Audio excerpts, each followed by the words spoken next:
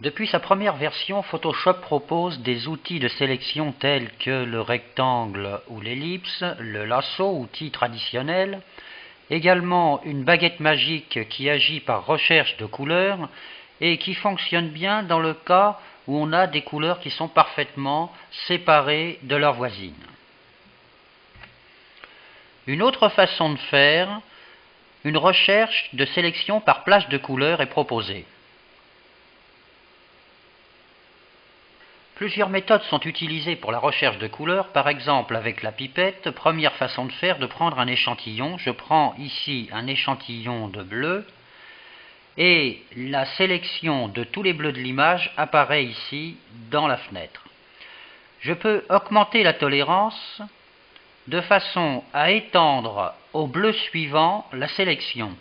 Je vois ici dans le spectre qui a été inclus dans l'image principale, j'ai ici ce qu'on appelle la bande passante et qui indique les couleurs qui sont sélectionnées ou non. Je peux également limiter la bande passante dans la tolérance et au contraire étendre la sélection en choisissant ici une pipette plus et en cliquant sur d'autres couleurs, par exemple ici d'autres bleus foncés et au contraire d'autres bleus clairs qui a une tendance à augmenter également la sélection et toujours avec possibilité d'ajuster la tolérance de façon à obtenir un masque. Il s'agit d'un masque en niveau de gris, les parties claires sont sélectionnées, les parties noires protègent l'image donc sont opaques et les parties qui restent en niveau de gris vont laisser passer plus ou moins les corrections apportées à l'image principale. Je confirme ce masque, OK.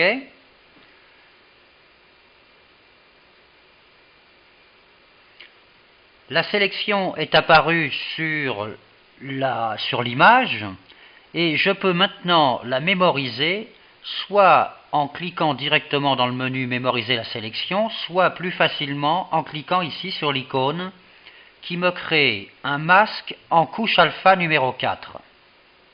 Je peux maintenant désélectionner puisque ma sélection est en mémoire sur la couche numéro 4, couche alpha en niveau de gris.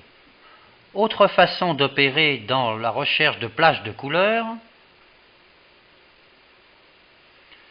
c'est de faire une recherche par couleur sélective. J'ai ici le cercle chromatique qui est divisé en 6 secteurs et je peux faire une recherche uniquement dans les pixels situés dans le secteur rouge. Je fais apparaître à ce moment-là toutes les couleurs à tendance rouge, plus ou moins marquées en niveau de gris. La tolérance dans ce cas-là n'est pas active. Ce masque permettrait par exemple une correction sélective uniquement dans les rouges de l'image. Je peux également afficher l'image principale en niveau de gris qui fait apparaître à ce moment-là ce masque et j'ai ici la visualisation exacte de la bande passante, par exemple dans le secteur rouge des deux côtés du spectre.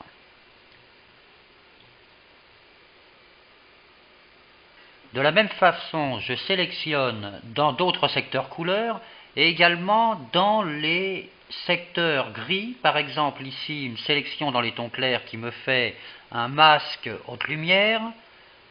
Je pourrais également sélectionner dans les demi-tons ou les ombres trois quarts de ton.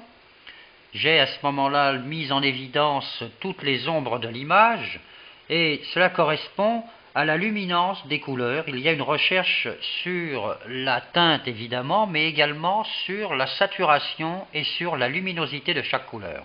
Pour terminer, je peux visualiser les masques sous la forme de niveau de gris, mais également de cache noire qui me fait apparaître les zones protégées de l'image, ou au contraire en cache blanc,